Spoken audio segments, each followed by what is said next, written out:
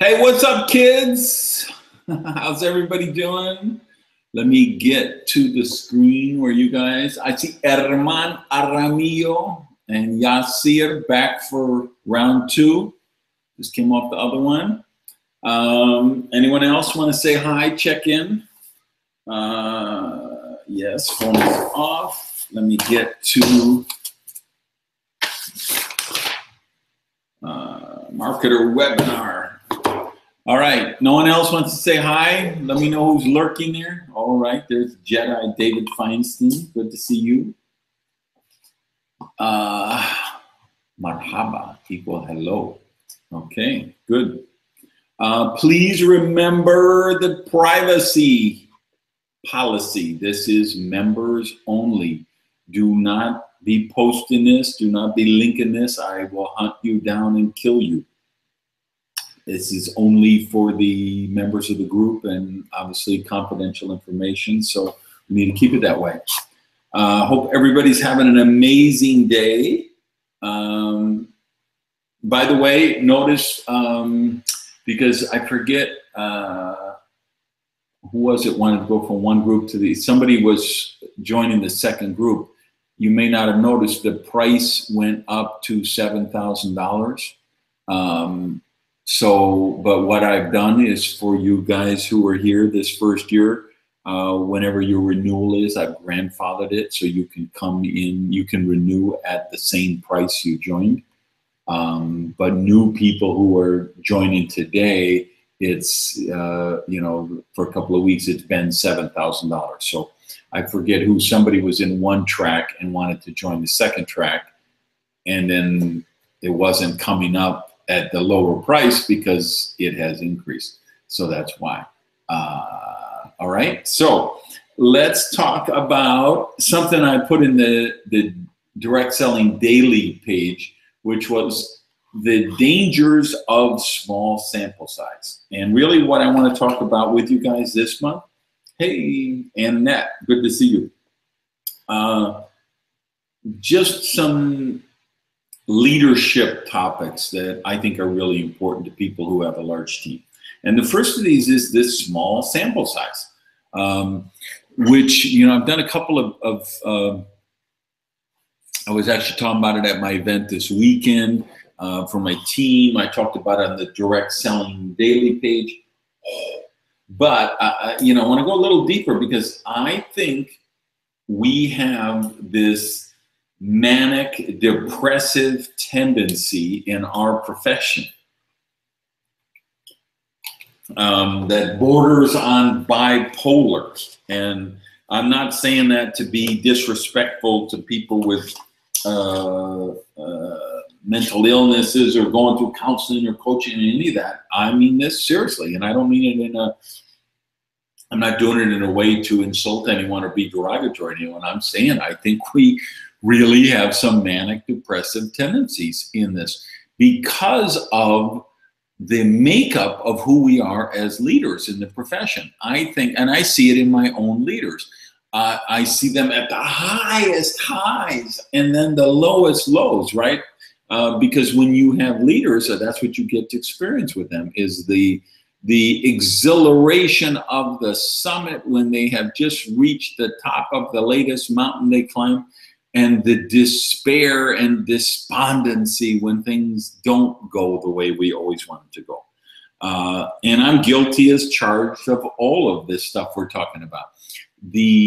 I just assume every person I sponsor is the next amazing, whatever the rank is in your company, Diamond, Marketing Director, Starfleet, whatever it is. I just assume every person I sponsor is that next person who's going to be that rank until they prove me otherwise, right?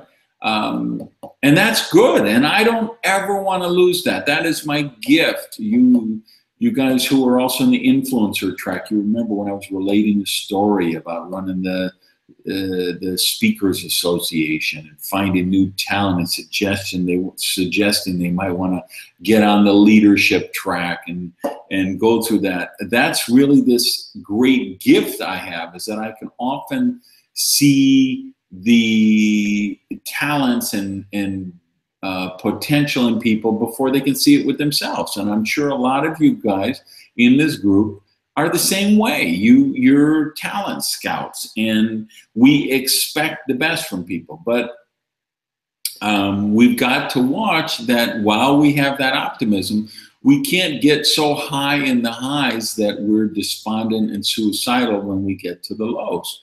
We've got to, I think of the teams that I coach all the time. I'm telling them, hey, if you want to be a championship team, one of the things is you have to know how to win. Absolutely. One of the other things you got to know is you have to know how to lose. And that's what makes championship teams, and that's what makes championship leaders, whether in our space or any space. There are times, like right now, we're in the World Series. For you guys who are baseball, do you see my baseball shirt? I think I'm wearing, that's baseball today? Yeah. So it's the World Series, right? Tonight is Game 6 in Los Angeles. And you will see every game so far, the media has to find somebody to blame for the losing team. So Dave Roberts went to his bullpen too early. He's the manager of the Dodgers. Or A.J. Hinch didn't bring in the right reliever, and that guy he brought in gave up a home run, and that's why they lost the game. And the closer for the Astros coughed it up, and it's his fault they lose. Nobody will ever, so we have all these experts out there after every game tell us who was responsible for that losing team losing. And what you really have is a bunch of pompous idiots who don't understand the game. And they don't understand the difference between a great decision or a correct decision and a wrong outcome.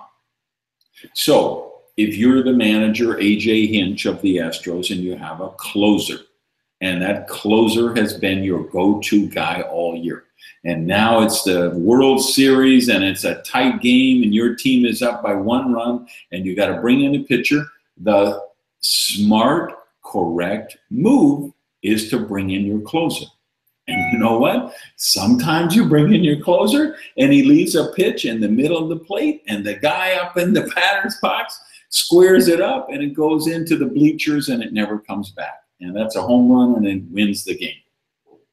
You know what? It's still the right decision, even though the outcome wasn't the way you wanted it.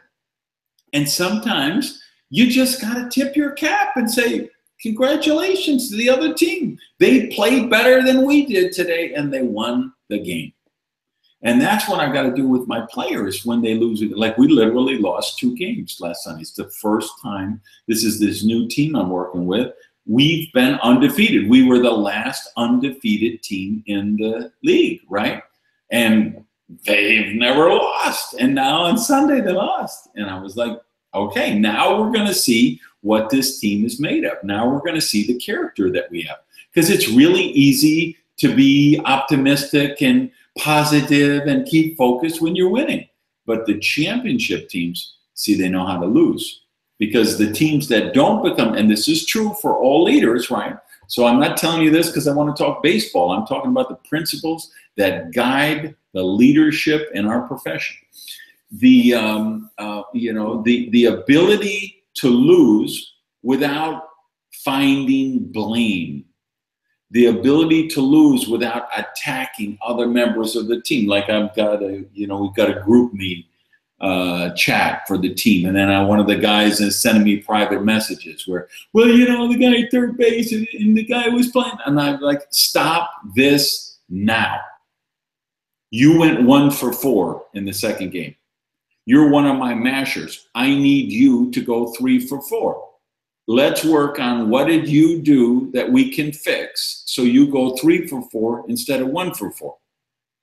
Yeah, but I still have one of the highest averages on the team, and the guy in right center field. No, this is not about finding blame the guy in right center field. Your job is to work on you. What do you need to do to get better to help contribute to the team?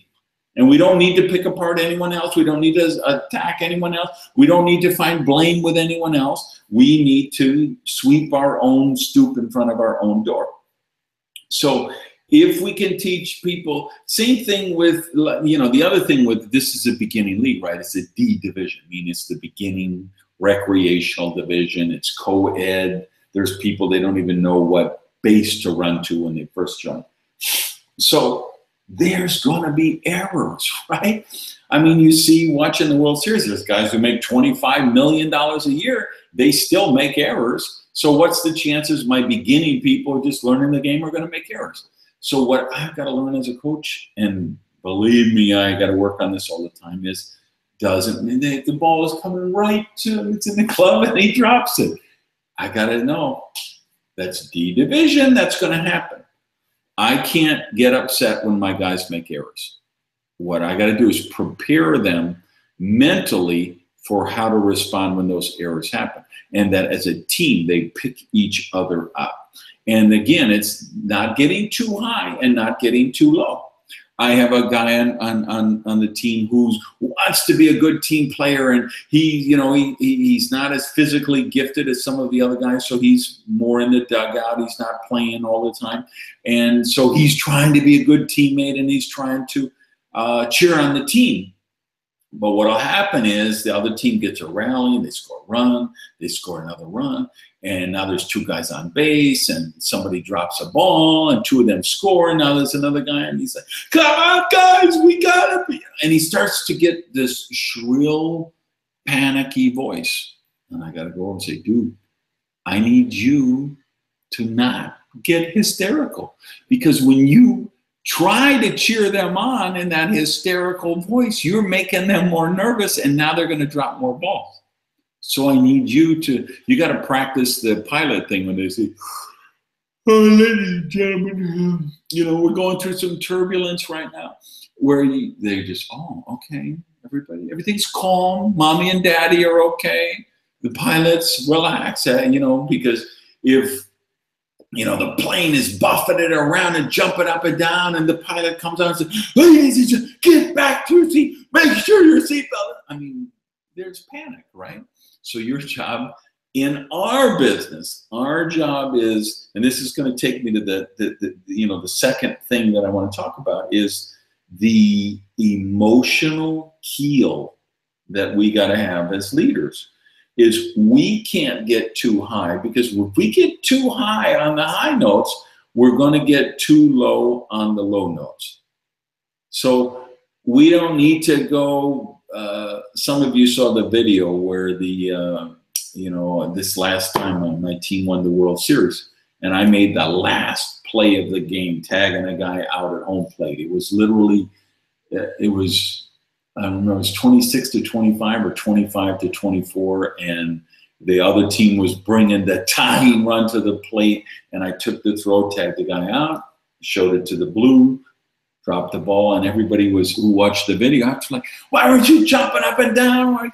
Well, because I've won a World Series before. I've won a gold medal. I've won silver medal. I've been there before, right? So I don't get that high.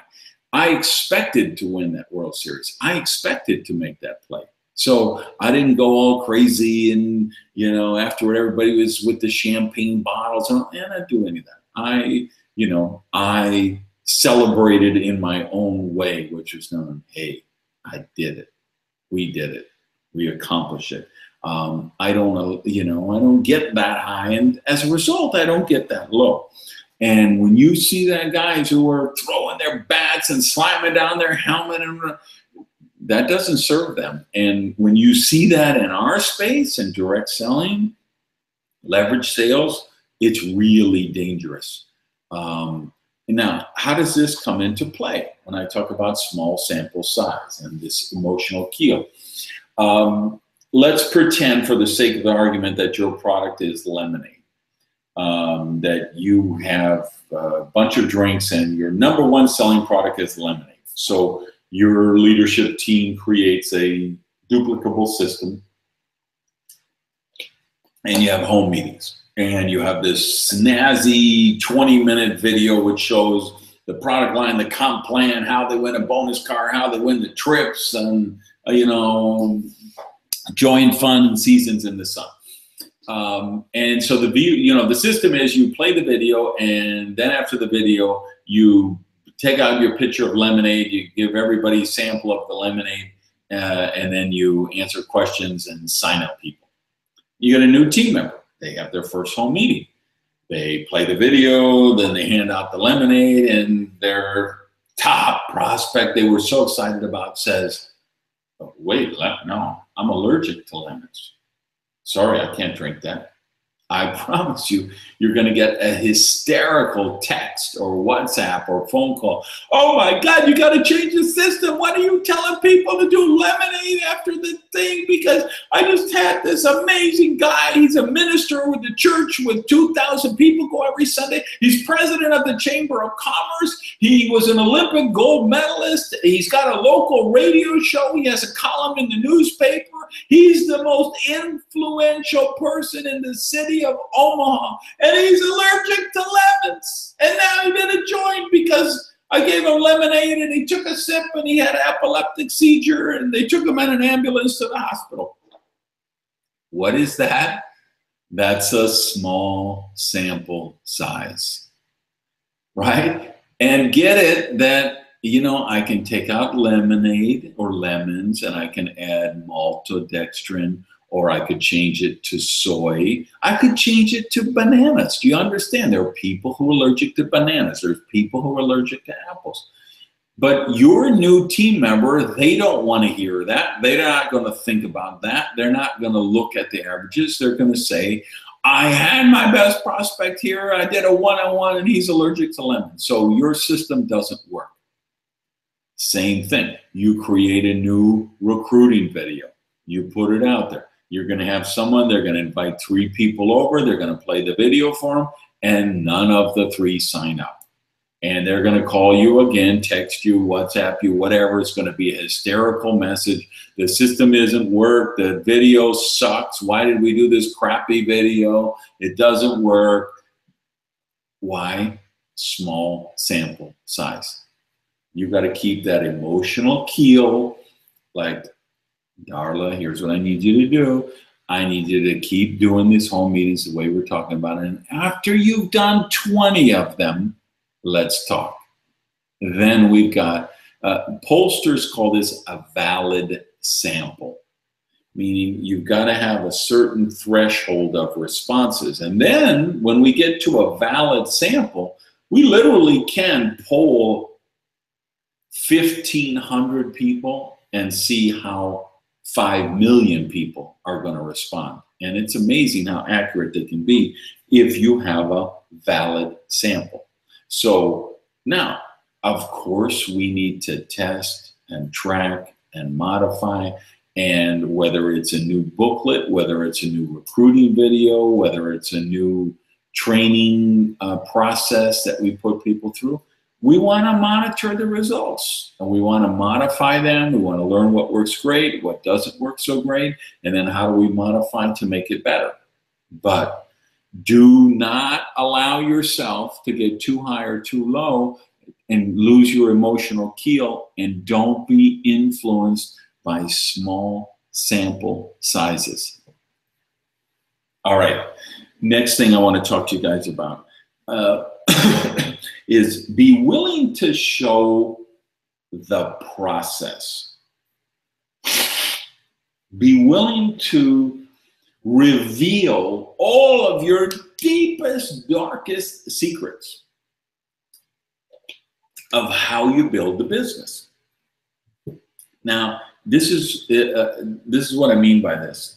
Like, I have personals. I have 2 personal enrollees. Actually, I think I have 3. I have 3 personal enrollees who are members of this BU coaching program.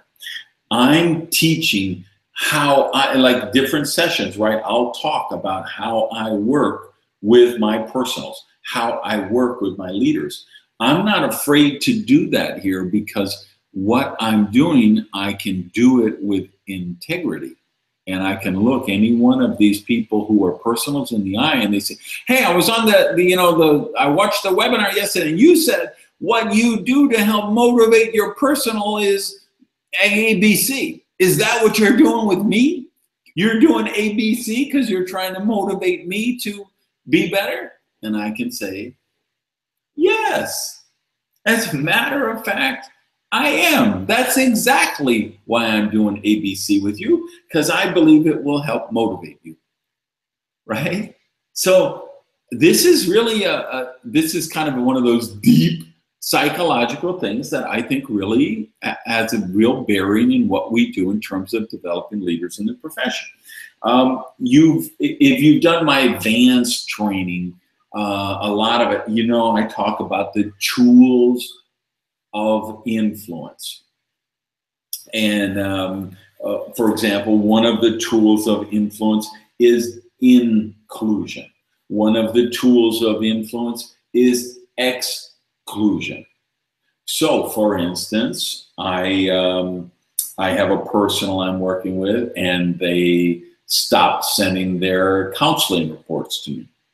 And so I'm doing a training, and I know why they stopped sending their counseling reports to me. I think, but I don't know, but I think I know the answer.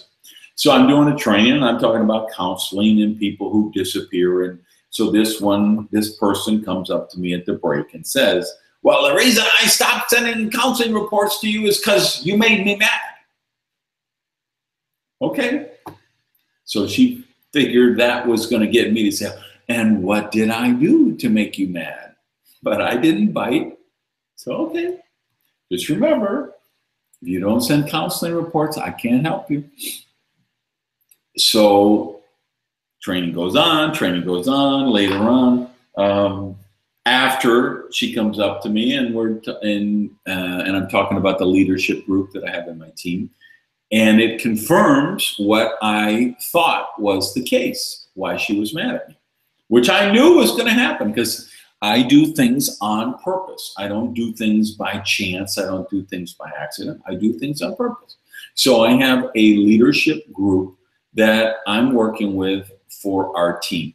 So if we're going to develop a new recruiting video, if we're going to update the action plan that we take a new team member through, if we're going to create a training curriculum for the online weekly training, whatever, I've got this group of leaders that I bounce it off of.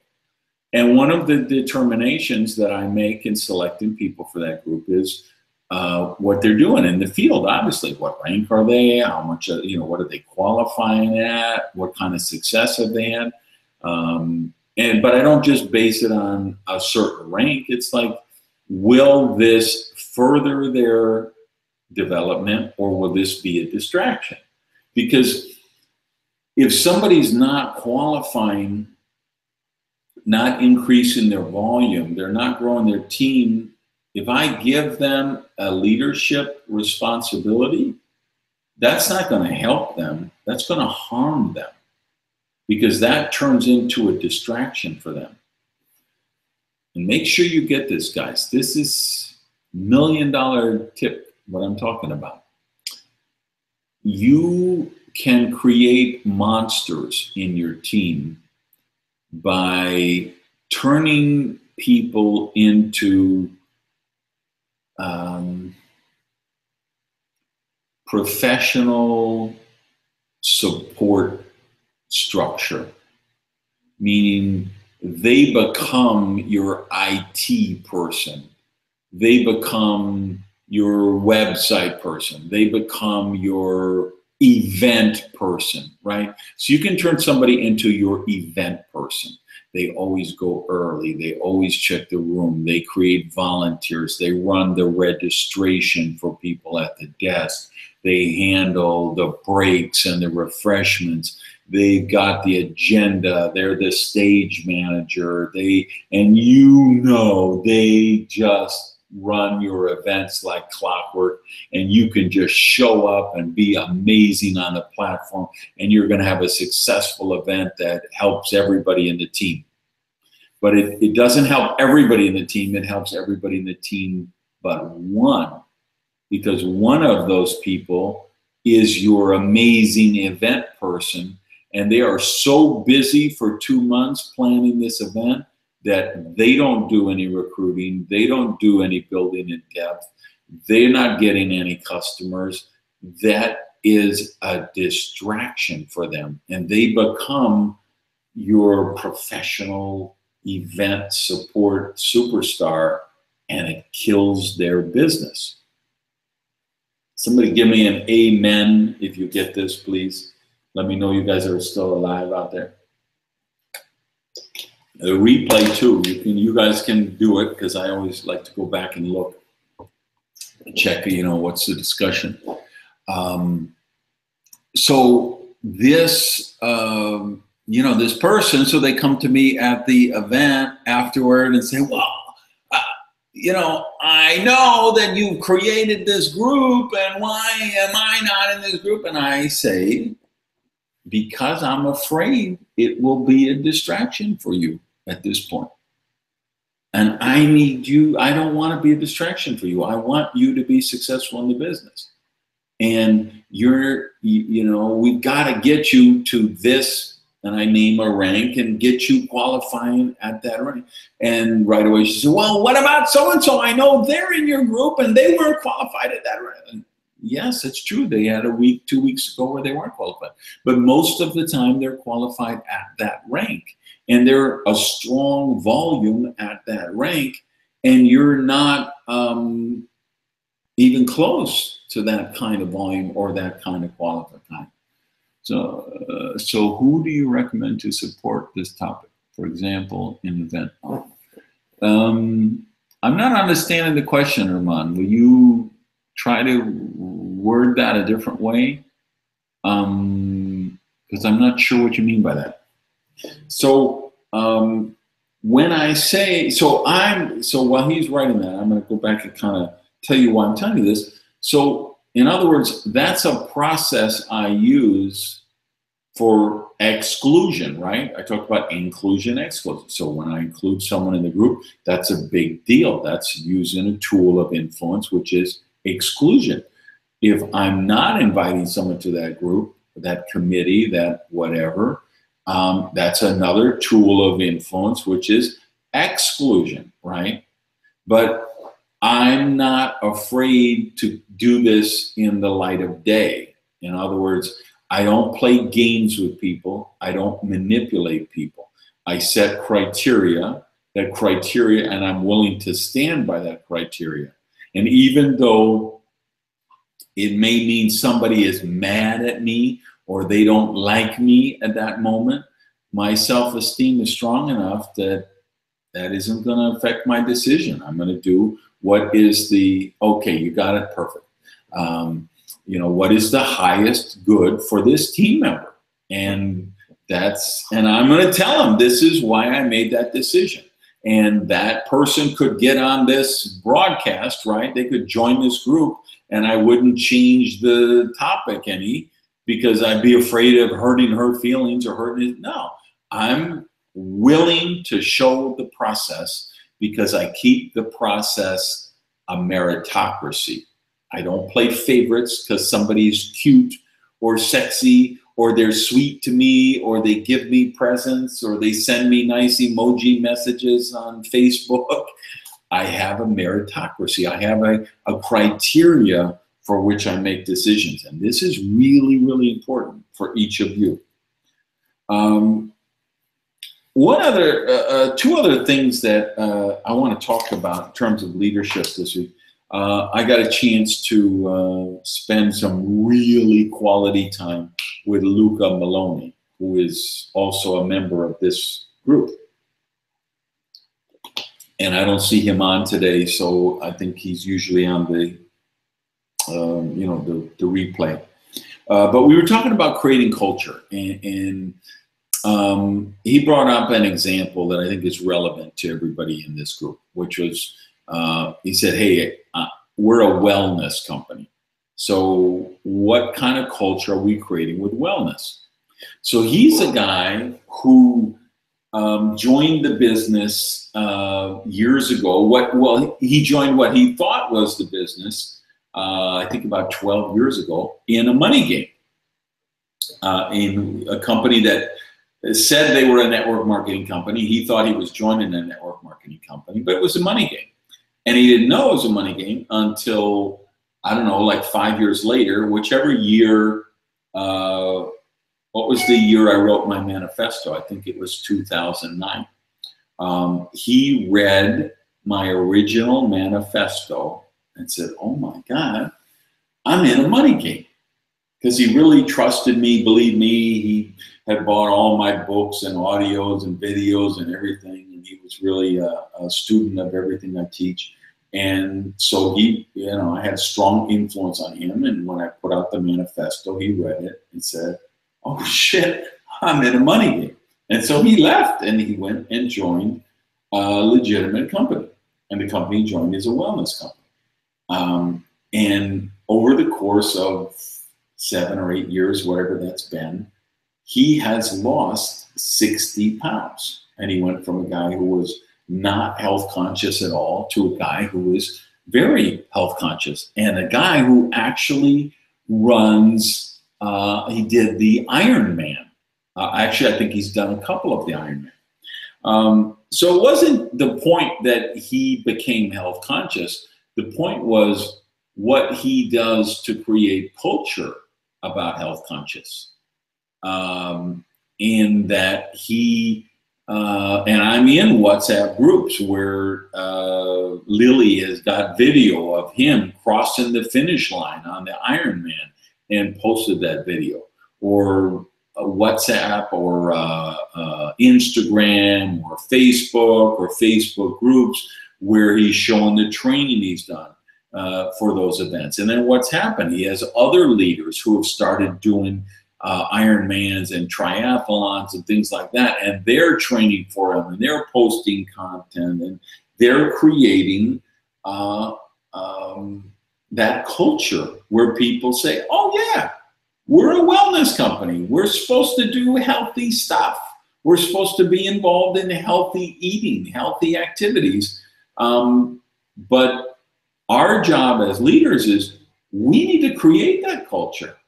And what you, write this down, what you give attention to grows. Whatever it is, your Facebook page, on the stage, the conference call, the whatever, what you give attention to grows. Now, I'm pretty good with that. I'm posting stuff on softball. I'm always doing pics in the gym. I'm talking about workouts. I'm talking about products. So I think I do a pretty good job of creating that culture because I'm in a wellness company. And I think I do a pretty good job of creating that culture. But I also think I can do a better job of that. And I'm going to do a better job of that. The other thing is I'm real big on creating financial freedom for people, right? That's my, that's my driver in the business, is I want my people to get debt free. I don't want them to have a car payment. I don't want them to have a mortgage payment. I want them to build up retirement security. I want to have investments so that I want them to get the money thing out of the way. But what I recognize is I haven't done a good enough job at creating that culture. Why? Because I haven't put enough attention to it. So I'm busy with what's going on. Hey, here's this new product. Let's talk about the new product. Let's get excited about the new product. Hey, here's this new training thing, process. Let's talk about that. Let's get excited about that. Let's put attention on that. Hey, we got a major event coming up. Let's get all the press excitement, attention on the next new major event. But I'm not talking about getting debt free. I'm not highlighting people losing their car payment and getting a bonus car program or burning the mortgage, whatever the case may be. So I need to do a better job of that. So the homework I'm giving you guys this month is, what is the area in your business that you're not giving enough attention to, that you need to give a better job to. And then the last thing I want to talk about, and this was another topic from Luca, and then if you guys have any questions, I'm happy to take them. You know that. Is investing. Luca gets a very high income at this point, and he's still investing 30% of his income into growing the business. And 30% at the level of income he has, this is a very substantial amount of money. And he would be the first to tell you that when he started off, it was the opposite, that he was investing 70% of what he earned, and 30% he lived on while he was growing the business. And we need to stop trying to get people to live out of the business. We need to do a better job of and I'm going to put this in my next manifesto. We got to do a better job of teaching people to get out of debt, retire their debt, get the money thing out of the way, and still keep investing in the business. There's been so much hype and rah-rah, and this is what is incensed me about the profession right now, and why I'm writing a new manifesto, because I mean, we're actually at the first time in my career, and I've been in this 30-some years, it's the first time ever I've seen 3 sleazy hype deals hot at the same time, in momentum at the same time. I've never seen more than one. I mean, I've seen one is kind of just fading as the second one is coming into its own, but I've never seen 3 going full out like we have happening right now. And literally people talking about making $80,000 their 3rd month in the business, which of course is an MLM junkie who has a deal and a cooked line and rolled over people from another company. And the unethical premise of suggesting that is so nasty. But that's what's going on right now. And there's no talk about just building a solid foundation and investing in your business. So Luca used the example. I had my new book out now, the 21 Lessons on Leadership. And he said, he was telling the guys in the group, did you see how many I had Randy sign at the mastermind event? Because he bought like 50 books and he wanted me to autograph every one of them for people that, and so he creates these contests and promotions where people win the book. And it's already signed by me. And he said, so yeah, I could have bought a new watch, but instead I bought 50 of his book to give to my developing leaders. And I think when I talk about these 3 rah-rah money games that are out right now, it's all about that. It's about the watches and the cars and the trips and the bling bling. And nobody's talking about investing, and we need to do that. I would like this event. I told you I did an event this last weekend. 3 days before the event, I took another $12,000 out of my pocket to cover costs for that event. That event cost me about $25,000 out of my pocket, over and above. Everybody was there, ticket sales, blah, blah, blah. Because I recognize that my organization is at a early enough stage of development that events are not money makers. Events are not break-even scenarios. They are cash-sucking black holes. And the amount of people I had in the room and what that event cost, you'd say, well, it might be cheaper if I just flew to their city and, spent an hour with them, with everybody there. But, it is what it is. That's what it takes to grow a business. When you start, you're investing in events.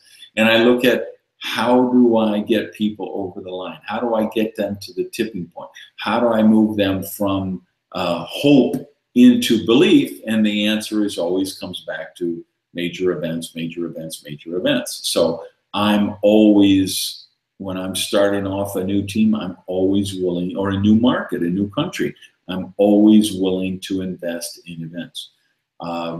Luca mentioned an example where he will buy a ticket for people to fly to a major event. So he's got his home market, his biggest market. He's doing events. He's getting 5,000 people at those events. And if he's got someone in another country who's developing it, they come and fly in and spend a day and see one of those local events with 5,000 people. It just builds such credibility. So he creates outcomes where he'll say, okay, let's work on this. If you do this, I will buy a ticket for you and fly you here, and you could see this event. So think about that. What are what percentage of your income are you investing in your business right now? And you say, well, I'm just starting in the business and I'm only making $400 a month. You're not going to convince me. You're just, you're arguing for the limitations you want to keep.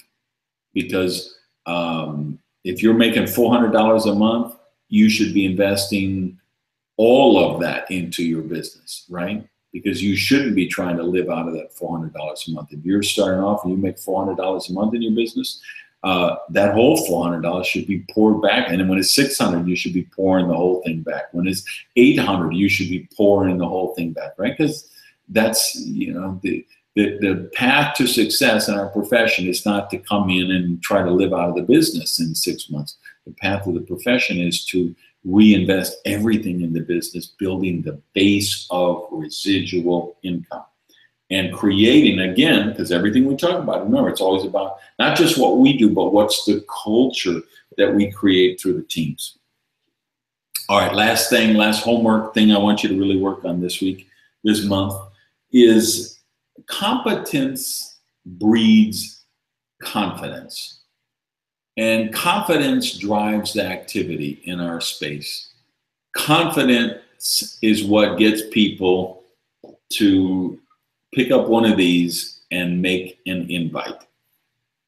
Plain and simple. Confidence causes them to pick up the phone and invite them to a home meeting, a hotel meeting, a 2-on-1, a 1-on-1, to watch an ad, video, a link. They have to have confidence. And to have confidence, it comes from competence. And if you look at the top level achievers, and if you look at most of the people in this group, these are high level achievers who have built huge organizations. And every one of them will tell you they were not born with confidence in meeting people, inviting, follow up, speaking in front of a group, making presentations, counseling with people in leadership development. Nobody was born with confidence in those skills. They developed competence. And when they're competent in something, they're confident to do it. So I go back to the basis of all the work I've been doing in this profession for 30 some years. I don't buy into the belief that people are stupid and lazy and that people want everything for free and people want something for nothing. Yes, I get there's an entitlement mentality in the world today. The media is certainly fostering it. Our governments certainly foster it. But I also believe in the hunger, the desire of people to do, have, and become more. So I got a call last week on Thursday. I had my event.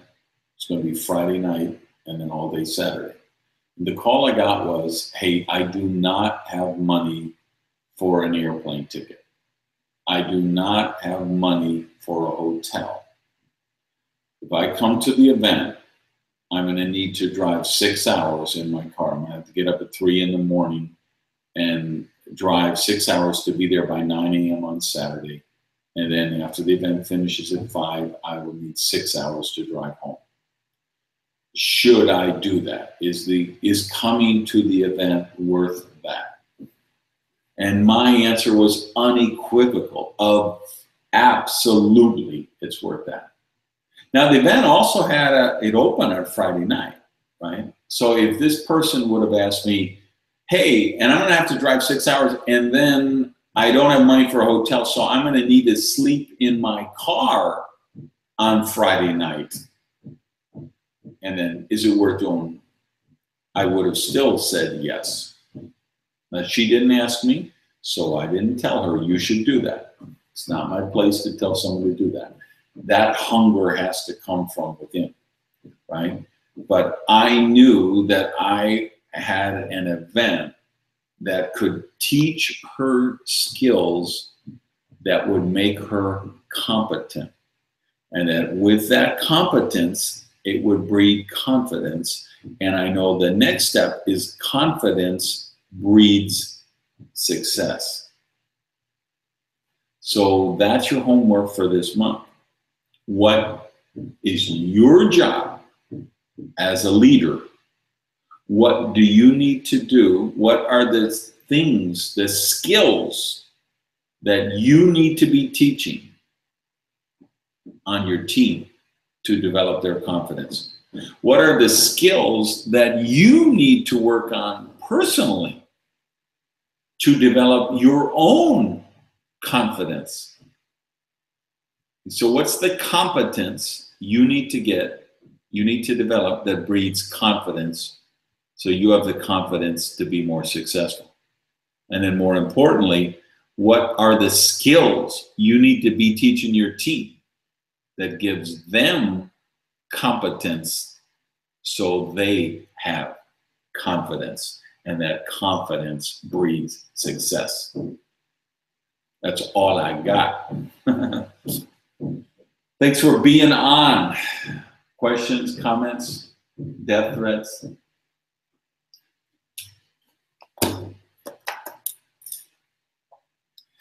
I'm gonna break out some of this in the brief this month.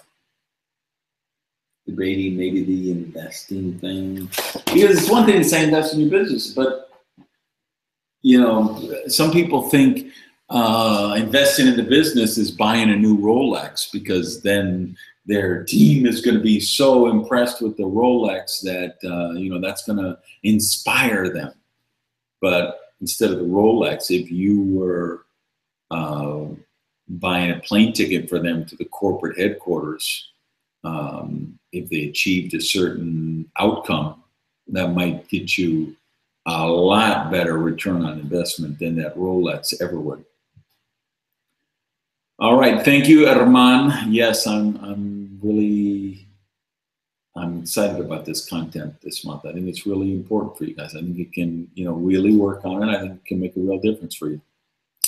Anyone else have anything before? I'm actually going to go crawl back in bed. And no, I'm not going to die. I'm going to go back in bed and sleep because I need it. Anyone else? All right. So thanks for being on, everybody. Hope you guys have an amazing month. Look for the brief sometime in the next few things. Okay, Mario, Pedro. How do you convince team members to invest in the business? They come from an employee. Yeah, I mean, that's the thing, Mario. We're going to face that all the time. We are bringing in people with employee mentality, and they simply don't get it. But this is our job. It's a tough love thing. I was telling, I actually had a leadership training with top leaders that I was talking about my family. I mean, I literally, my aunt is the last person left in America. She has a big, deep TV with the rabbit ears antennas on it, and she watches 4 local channels. Because she said, well, I will not pay for TV. My mother, she's a big Star Trek fan, right? My whole family was Star Trek. We grew up watching that together. And I'm telling her, God, this new Star Trek Discovery Service is amazing. You know, show is amazing. And she's like, I'm not paying to stream it. I saw the first 2 episodes for free. It looks great, but I'm not paying for it. I mean, that's just a mentality, right? My whole family, they have an employee mindset. The idea of investing in themselves. Even in this case, it's not investing. It's just splurging in yourself or thinking you're worth it. And that's a process, and that's a culture that we have to create. But if you do that, if you model that, if you invest in some books and then give them a book for achieving something, they're much more likely to do it than if you just show them, hey, did you see my new Rolex? Okay, because the employees are impressed by the Rolex, but they're not impressed with the spending money to do something. Whereas if you do some of that, anything that helps them build belief, that makes a big difference. And it starts with events, right? It's always going to start with whatever the next major event is, on creating the culture and the understanding that, yes, they should buy a plane ticket, they should buy a night in a hotel, they should ask off one of their vacation days at work and go to a major event. Instead of telling you, well, you go and take really good notes, you have to convey to them that they're never going to get it with the notes that come back from the people who were there. They have to be in the room. And when you give them some experience like that, it just makes it better. Where they start to realize, oh yeah. And you know, again, what you give attention to grows. So your webcasts, your online training, your local meetings, your leadership academies, your one-on-one coaching, it's got to be about, okay, hey, you're going to make $500 next month. That's your first check of $500, okay? What are we investing it in to grow the business? Because they're thinking, hey, it's my first check for $500. I'm going to take my spouse out. We're going to Applebee's and we're getting the 2 entrees with the appetizer. And then we're going to Golden Corral for the chocolate fountain that you dip the strawberries in. And we're going to go to the movies. And no. You got to get them thinking, hey, what do I invest that $500 in so I can turn it into $5,000? And that's on us. That's our job as leaders. All right, guys. Thank you as always. Look for the brief in the next few days. Have an amazing day. And I'll talk to you soon. Okay? Peace.